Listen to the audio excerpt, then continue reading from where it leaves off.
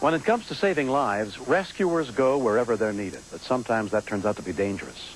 In Nashville, Tennessee, paramedic Maurice Tidwell and his partner James Pollard thought they were prepared for any emergency until April 13th, 1988. About 2 a.m., we received a call to go to Tennessee State Prison. We didn't think anything of it because we went out there quite a bit.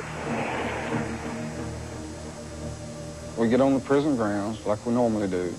We go through a guard shack that's out near the highway, and he motions for us going through, which is normal.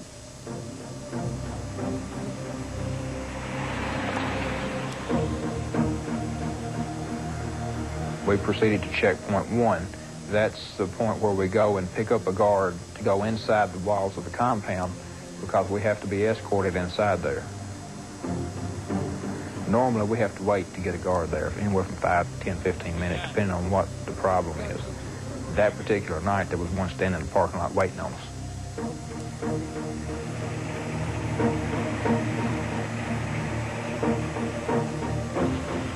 We proceeded around to the vehicle gate, which is around the side of the compound.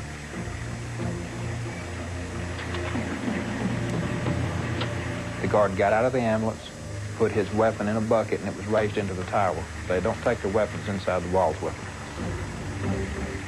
At that point, the ambulance goes into what they call a vehicle trap. There's 2 gates.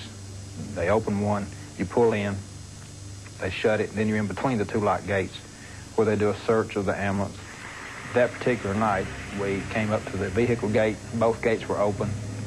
We were flagged on through. The ambulance was not stopped in the trap. It wasn't searched. Everyone was in such a hurry, it gave you the impression that one of the guards was hurt or sick real bad.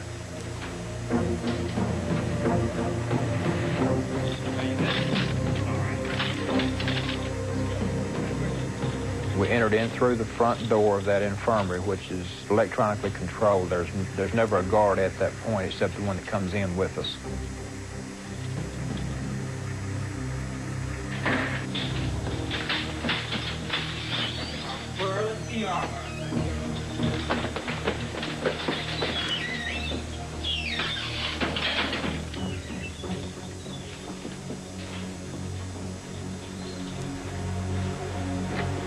Once we got to the treatment room, we walked in and there's one man, Mr. Corley, who's in the wheelchair.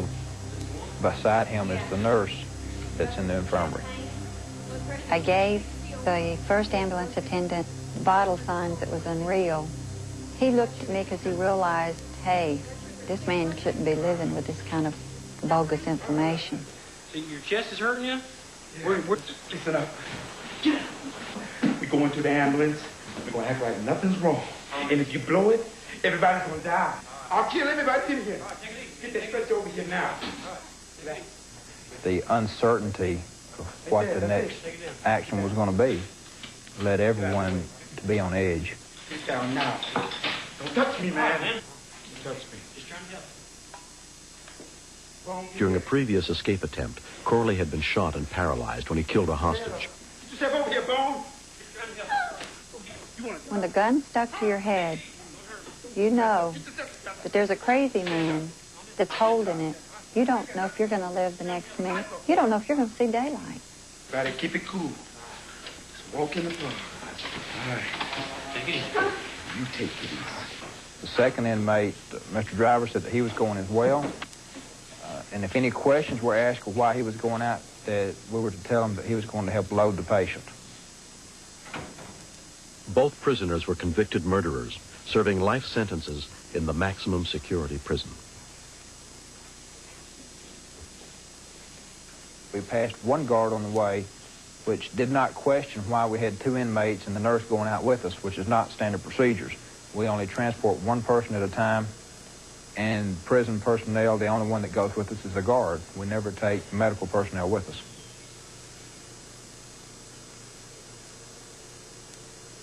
Corley was someone that you feared.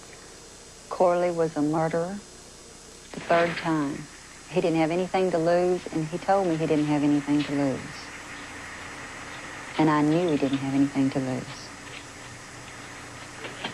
I knew that we were in trouble, and there was a real danger for our lives there. but I didn't anticipate ever getting past the checkpoint. Get in, everybody, in! My partner was directed to get up front and drive. Myself, the nurse, and the guard were directed to get into the back of the ambulance. And the second inmate got in and sat down in the floor of the ambulance and covered himself up with the fire coat that I had in the back.